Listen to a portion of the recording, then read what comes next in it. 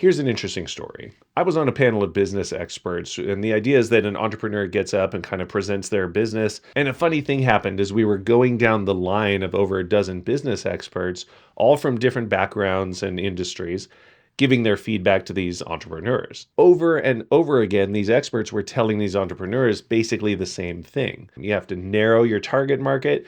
You have to focus your product. You have to dial it in and get it really specific. Basically, you have to narrow the entire offering. You have to niche the hell down. This is a lesson people really only learn the hard way. When you first start a business, there's usually nobody around who has the perspective to tell you that that's what needs to happen. It's counterintuitive. So when you first go into business, you're thinking, crap, I got to make some money.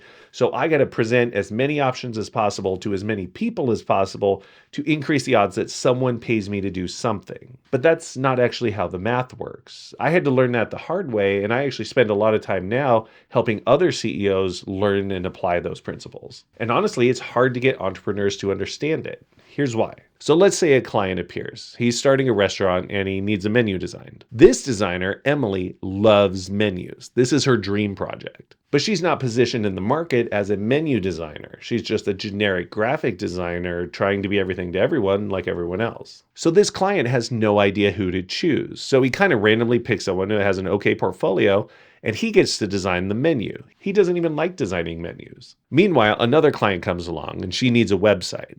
Emily doesn't like doing websites, but she needs the work, so she bids on the project, probably charging too little because she's desperate for work. And now she's got another website project for her portfolio, which is just going to get her more website projects in the future. Yay, just what she doesn't want. Can you see the problem here? Let's try this again.